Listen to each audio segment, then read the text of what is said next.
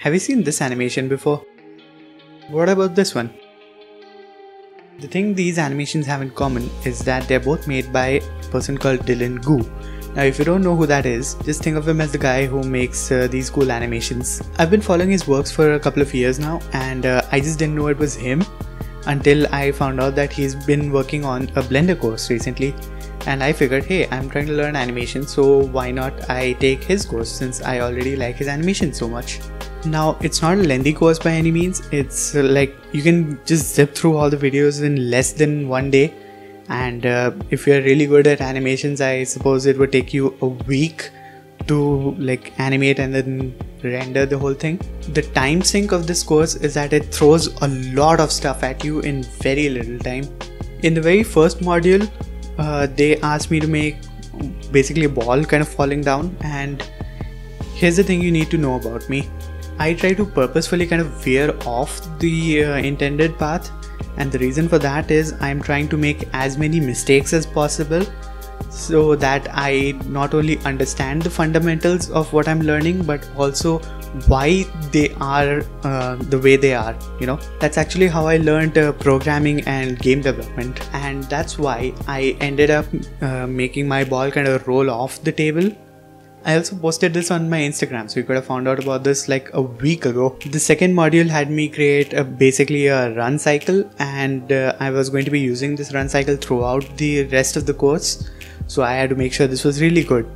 If you're new to 3D animations, this is where it gets really like frustrating.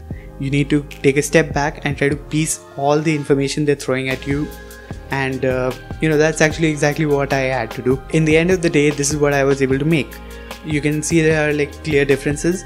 For one, I did the really smart thing of animating it at 60 FPS instead of the intended 24 FPS, and it's counterintuitive, but I had to end up keying like twice as many frames as I would have otherwise had to, and that was annoying.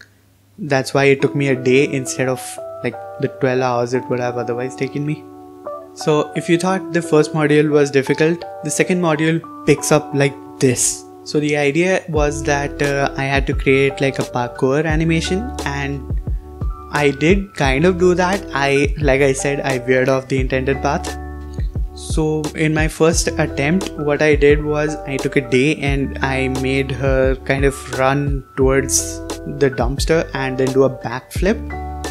And then I found out that gainers are really hard to animate and they look really bad. So instead I just stuck with the original idea and let her do like a front flip onto the dumpster. And the other thing is, instead of kind of doing a bit of a wall run, I made her do a vault. Now I know the landing animation is horrible and the reason it's horrible is because I actually don't know, because there was some weird thing, but I have to figure it out, and that's how I'm going to learn how not to create that bug. That's what I call praxis.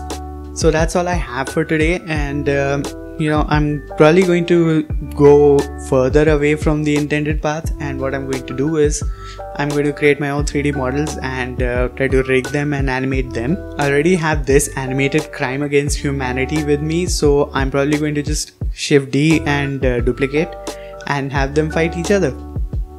And I will definitely tell you about it the next time I see you. So till then.